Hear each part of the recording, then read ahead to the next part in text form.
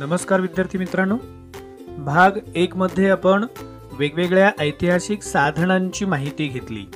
त्याचबरोबर ही सगळी ऐतिहासिक साधनं जतन आणि संवर्धन करण्यासाठी कोणकोणत्या प्रकारच्या कृती आपल्याला कराव्या लागतात आणि या कृती करण्यासाठी कोणत्या प्रकारचं प्रशिक्षण आपल्याला घेणं गरजेचं आहे याविषयीची माहिती अभ्यासलेली आहे। त्याचबरोबर आपण हे सुद्धा अभ्यासलेलं आहे की जी काही आपली ऐतिहासिक साधने असतात ती ऐतिहासिक साधने संग्रहालयांमध्ये, अभिलेखागारांमध्ये आणि ग्रंथालयांमध्ये जतन केली जातात किंवा त्याचं संवर्धन केलं जातं। त्याला अनुसरूनच भाग 2 मध्ये आपण वेगवेगळ्या नावाजलेल्या संग्रहालयांची माहिती घेणार आहोत। सुरुवातीला आपण संग्रहालयाची सुरुवात कशी झाली ते या ठिकाणी अभ्यासूया। तर मध्ययुगीन कालखंडामध्ये युरोपमधील राजघराण्यातील जे काही व्यक्ती आणि श्रीमंत लोक होते या सगळ्यांनी अशा काही वस्तू म्हणजे कलावस्तू संग्रहित करून ठेवलेल्या होत्या आणि मग या सगळ्या संग्रहित करून ठेवलेल्या ज्या काही कलावस्तू आहेत त्या कलावस्तूंच्या व्यवस्थापनाच्या गरजेतून संग्रहालयाची कल्पनाही उदयाला आलेली आहे। म्हणजे काही कलावस्तू त्यांनी आधी संग्रहित केल्या स्वतःकडे, पण त्याचं व्यवस्थापन कसं करायचं, जास्तीत जास्त दिवस त्या कशा संग्रहित करून ठेवायच्या या कल्पनेतून किंवा या गरजेतून ही संग्रहालयाची कल्पना उदयास आलेली आहे। तर अशा वेगवेगळ्या संग्रहालयांचा आम्ही या ठिकाणी अभ्यास करणार आहोत। त्याच्यामध्ये जे पहिलं संग्रहालय आपण अभ्यासणार आहोत त्या संग्रहालयाचं नाव आहे लुव्र संग्रहालय आणि हे संग्रहालय फ्रान्समध्ये आहे। फ्रान्समधील पॅरिस शहरातील जे लुव्र संग्रहालय आहे या संग्रहालयाची स्थापना 18व्या शतकात करण्यात आलेली आहे। या संग्रहालयामध्ये सुरुवातीला ज्या काही फ्रेंच राजघराण्यातील व्यक्ती आहेत आणि त्या व्यक्तींनी जमा केलेल्या ज्या काही सगळ्या कलावस्तू होत्या किंवा त्याचा जो काही संग्रह होता तो संग्रह पहिल्यांदा म्हणजे प्रथम प्रदर्शित करण्यात आला। याच संग्रहालयामध्ये लिओनार्दो द विंची या जगप्रसिद्ध इटालियन चित्रकाराने रेखाटलेलं जे मोनालिसा नावाचं चित्र आहे या बहुचर्चित चित्राचा सुद्धा समावेश करण्यात आलेला आहे। आता हा जो काही लिओनार्दो द विंची नावाचा चित्रकार आहे हा चित्रकार फ्रान्सचा जो काही 16व्या शतकात होऊन गेलेला राजा आहे त्याचं नाव आहे पहिला फ्रान्सिस। तर या राजाच्या पदरी तो होता, म्हणजे त्या राजाकडे हा चित्रकार होता आणि त्या चित्रकाराने काढलेलं हे चित्र आहे, त्या चित्राचं नाव मोनालिसा। तर हे चित्र सुद्धा लुव्र संग्रहालयामध्ये ठेवण्यात आलेलं आहे।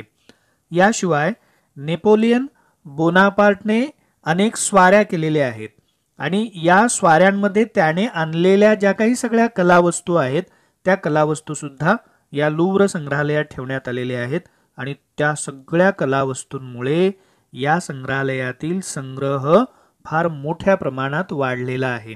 सध्या जर आपण विचार केला तर या संग्रहालयामध्ये अश्मयुगीन ते आधुनिक काळातील म्हणजे पाषाण युगापासून ते आजच्या आधुनिक काळापर्यंतच्या 3,80,000हून अधिक कलावस्तू ठेवण्यात आलेल्या आहेत किंवा त्याचा संग्रह करण्यात आलेला आहे।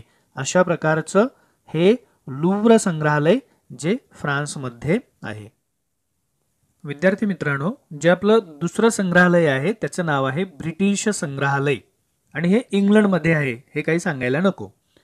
तर इंग्लंडमधील लंडन शहरात असलेलं हे जे काही ब्रिटिश संग्रहालय आहे या संग्रहालयाची स्थापना सुद्धा 18व्या शतकातच झालेली आहे। आता या ब्रिटिश संग्रहालयामध्ये ज्या काही कलावस्तू आहेत त्या कशा प्रकारे जमा झाल्या तर त्याविषयीची माहिती सुद्धा आपण इथे अभ्यासणार आहोत। सर हॅन्स स्लोअन नावाचा एक त्या काळातला निसर्गशास्त्रज्ञ होता आणि या निसर्गशास्त्रज्ञाकडे सुमारे 71,000 वस्तू होत्या। मग या निसर्गशास्त्रज्ञाने या सगळ्या ज्या काही 71,000 वस्तू आहेत त्या सगळ्या वस्तू इंग्लंडचा राजा दुसरा जॉर्ज याच्याकडे सुपूर्द केल्या आणि त्या सगळ्या वस्तू मग कुठे संग्रहित करून ठेवण्यात आल्या, ब्रिटिश संग्रहालयामध्ये। या वस्तूंमध्ये अनेक ग्रंथ, चित्रे, वनस्पतींचे नमुने इत्यादींचा समावेश होता। म्हणजे अनेक ग्रंथ, चित्रे, वनस्पतींचे नमुने असलेल्या अशा 71,000 वस्तू या सर हॅन्स स्लोन याने त्या राजाकडे सुपूर्द केल्या आणि त्या सगळ्या या ब्रिटिश संग्रहालयामध्ये ठेवण्यात आलेल्या आहेत.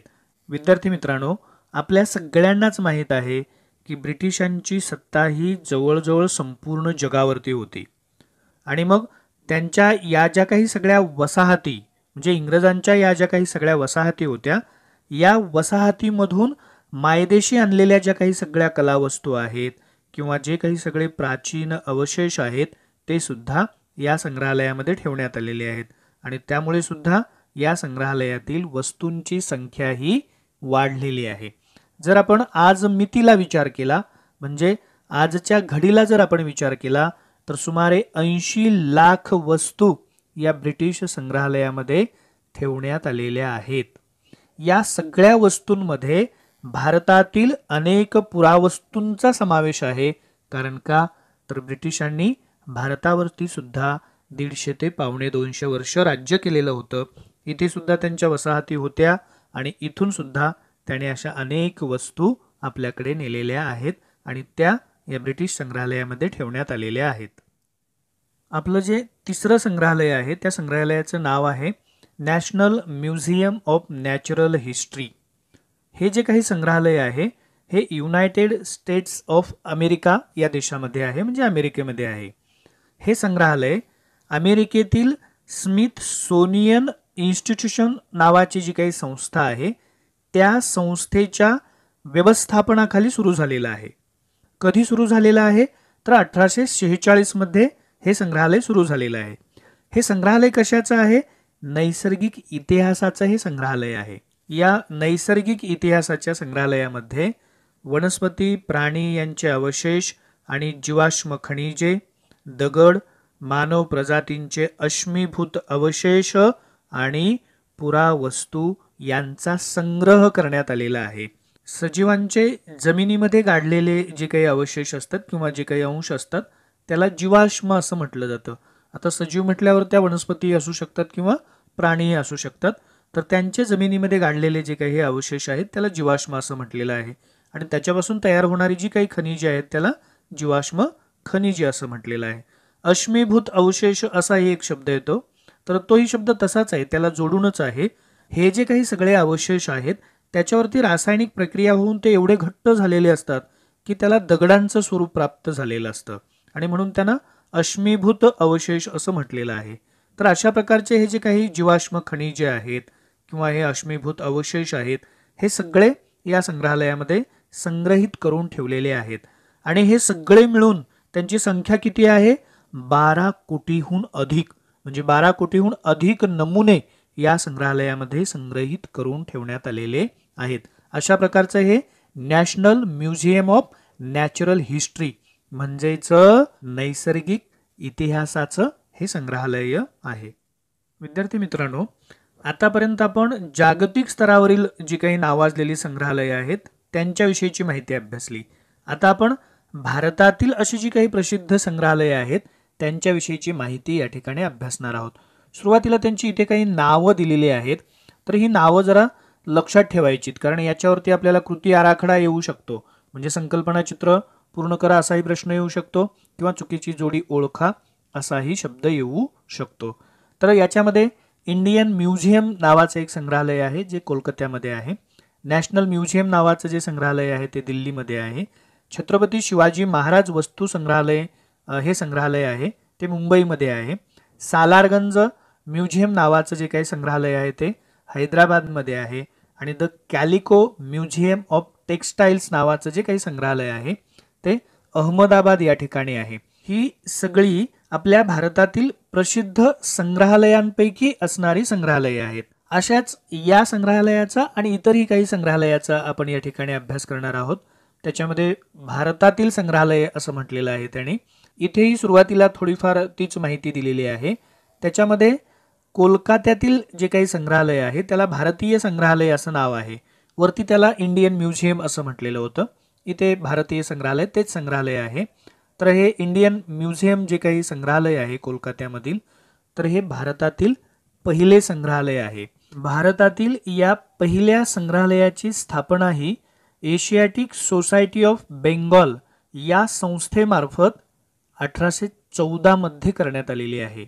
यानंतर जे दुसरं संग्रहालय आहे ते आहे चेन्नई या ठिकाणचं आणि ते 1851 मध्ये सुरू झालेलं आहे किंवा त्यावेळेस त्याची स्थापना करण्यात आलेली आहे आणि त्याचं नाव आहे गव्हर्नमेंट म्युझियम. तर हे भारतातील दुसरे संग्रहालय म्हणून ओळखलं जातं.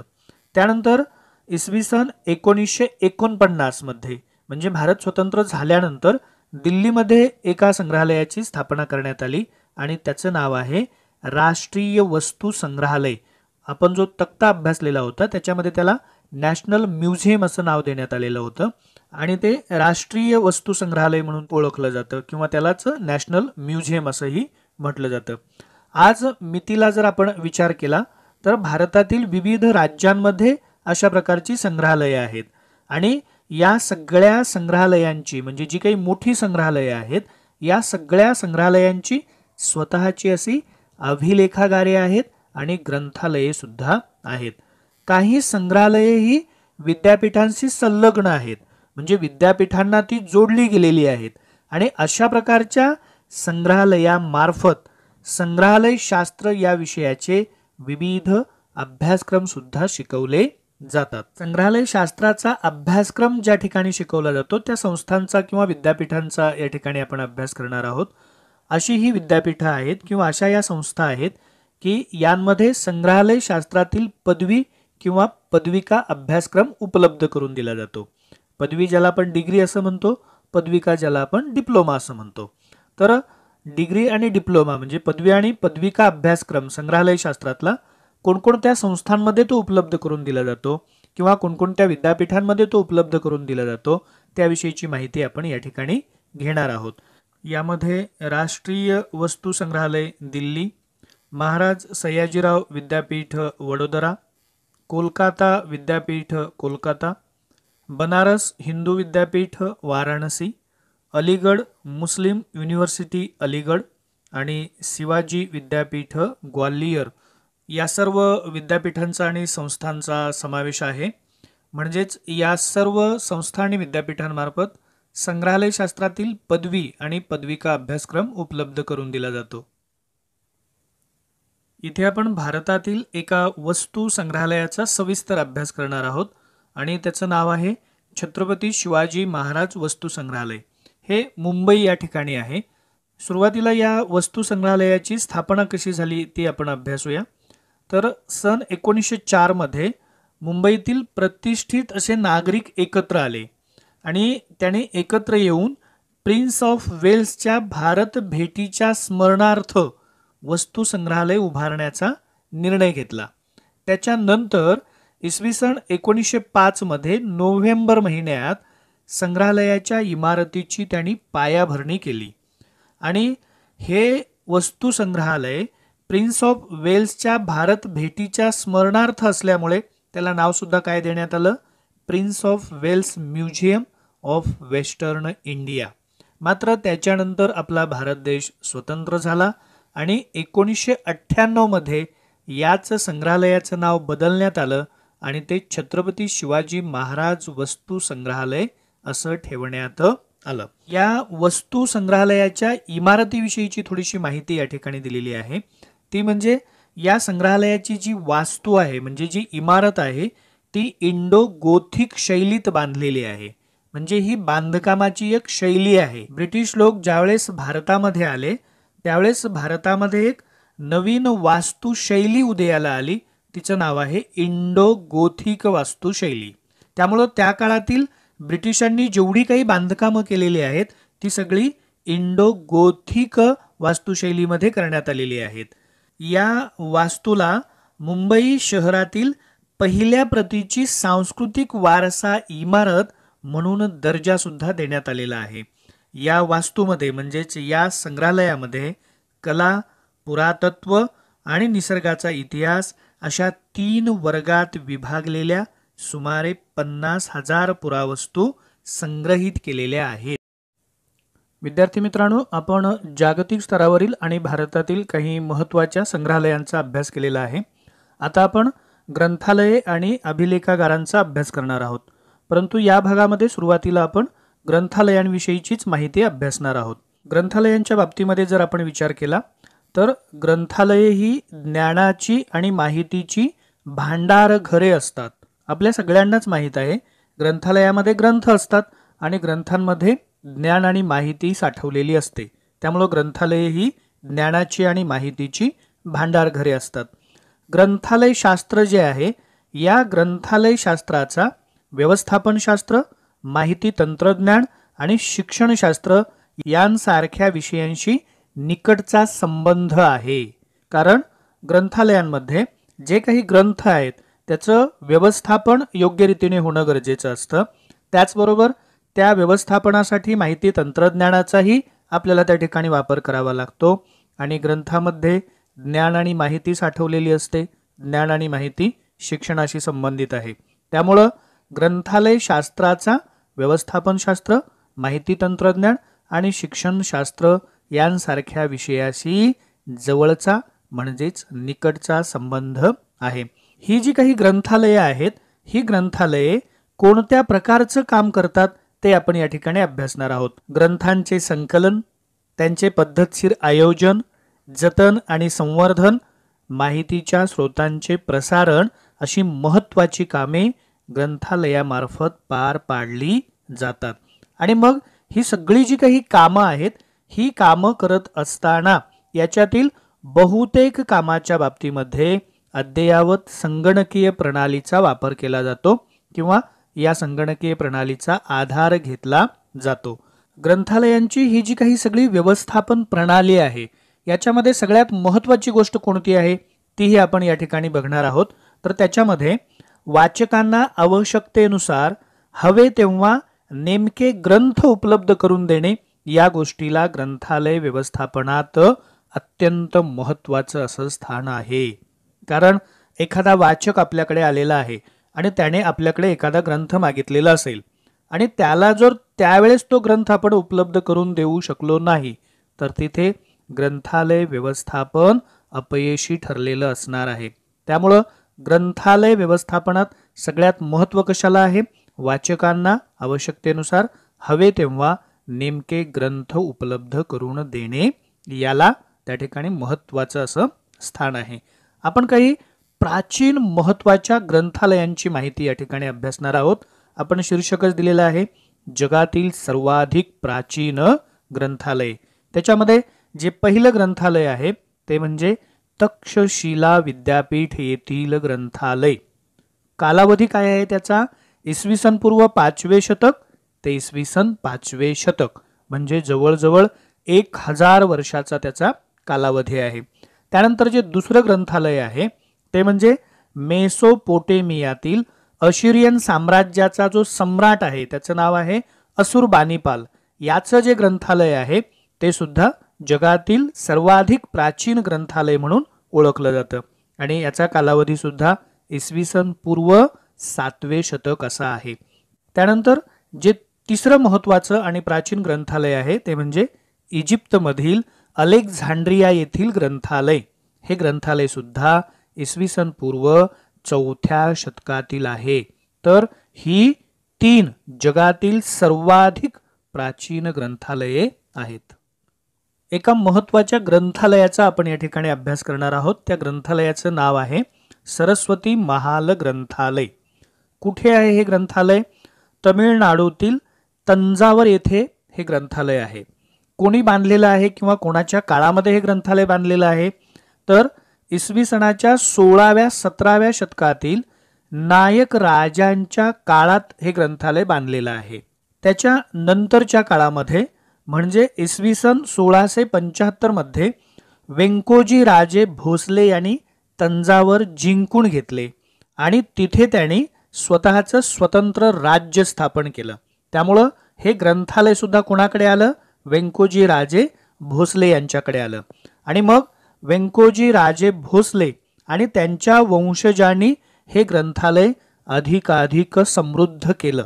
परंतु या त्यांच्या सगळ्या वंशजांमध्ये जे सरफोजी राजे भोसले होते यांचा त्याच्यामध्ये सगळ्यात महत्त्वाचा वाटा आहे आणि म्हणून त्यांच्या या कामगिरीबद्दल त्यांच्या सन्मानार्थ इसवी सन 1918 मध्ये या ग्रंथालयाला त्यांचं नाव देण्यात आलं. आज बघितलं तर या ग्रंथालयाच्या संग्रहात सुमारे 49,000 ग्रंथ संग्रहित करून ठेवलेले आहेत. अशा प्रकारचं तमिळनाडूतील तंजावर येथील सरस्वती महाल ग्रंथालय. विद्यार्थी मित्रांनो, इथे आपण भारतातील विशेष नोंद घेण्यासारख्या ग्रंथालयांची माहिती अभ्यासणार आहोत. त्याच्यामध्ये जे पहिलं ग्रंथालय आहे ते म्हणजे कोलकाता येथील नॅशनल लायब्ररी. त्यानंतर जे दुसरं ग्रंथालय आहे ते दिल्ली येथे आहे आणि त्याचं नाव आहे Nehru memorial museum and library. त्यानंतर जे तिसरं ग्रंथालय आहे ते हैदराबाद या ठिकाणी आहे आणि त्याचं नाव आहे स्टेट सेंट्रल लायब्ररी. आणि जे चौथं आणि पाचवं ग्रंथालय आहे ते आहे मुंबई येथे. त्याच्यामध्ये पहिला आहे लायब्ररी ऑफ एशियाटिक सोसायटी आणि दुसरा आहे डेव्हिड ससून लायब्ररी. तर ही 5 ग्रंथालये आहेत की जी विशेष नोंद घेण्यासारखी आहेत. म्हणजे या ग्रंथालयामध्ये विशेष काहीतरी आहे. तर विद्यार्थी मित्रांनो, भाग 2 मध्ये आपण इथेच थांबणार आहोत. भाग जरी जास्त होत असले तरी काही काळजी करण्याची गरज नाही. कारण का दररोजची 1 तासिका म्हणून एक जरी भाग तुम्ही अभ्यासला तरी सुद्धा आपला संपूर्ण अभ्यासक्रम अगदी व्यवस्थित पूर्ण होतो. त्यामुळं भाग जास्त होत आहेत याची काळजी करू नका. आणि त्या भागाच्या सगळ्या लिंक तुम्हाला डिस्क्रिप्शनमध्ये आणि आय बटनला सुद्धा देण्यात आलेले आहेत. याचा जो आपला पहिला भाग आहे त्याची सुद्धा लिंक तुम्हाला डिस्क्रिप्शनमध्येही देण्यात आलेली आहे आणि आय बटनला सुद्धा देण्यात आलेली आहे. त्यामुळे भाग जास्त होतात याची अजिबात काळजी करत जाऊ नका. छोटासा भाग दररोज तेवढा थोडा अभ्यास केलात तर तो आपल्याला व्यवस्थित समजतो आणि चांगलं त्याचं आकलन होतं. तर विद्यार्थी मित्रांनो, व्हिडिओ आपल्याला नक्कीच आवडलेला असणार आहे. व्हिडिओला लाईक करायला अजिबात विसरू नका. व्हिडिओ आपल्या वर्गमित्रांना शेअर करायला सुद्धा अजिबात विसरू नका. आणि नेहमीप्रमाणे झालेला भाग तेवढा व्यवस्थित वाचायचा आहे आणि त्यानंतर त्याच्यावरती 5 ते 10 प्रश्न सुद्धा काढायचे आहेत. सगळ्या नोंदी ज्या की तुम्हाला स्क्रीनवरती दिसत आहेत त्या सुद्धा आपल्या वहीमध्ये लिहून घ्यायच्या आहेत. आणि इथे जी काही संकल्पना चित्रे तुम्हाला दिसत आहेत ती सुद्धा आपण सोडवायची आहेत. आणि सगळ्यात महत्त्वाची गोष्ट म्हणजे जर तुम्ही चॅनेलला अजूनपर्यंत सबस्क्राईब केलं नसेल किंवा तुम्ही या चॅनेलवर नवीन असाल तर चॅनेलला सबस्क्राईब करा, बेल आयकॉनवरही क्लिक करा की जेणेकरून बनवलेल्या व्हिडिओची नोटिफिकेशन आपल्याला लवकरात लवकर मिळेल आणि लवकरात लवकर अभ्यास करता येईल. विद्यार्थी मित्रांनो, पुढील व्हिडिओपर्यंत मी आपला निरोप घेतो. धन्यवाद.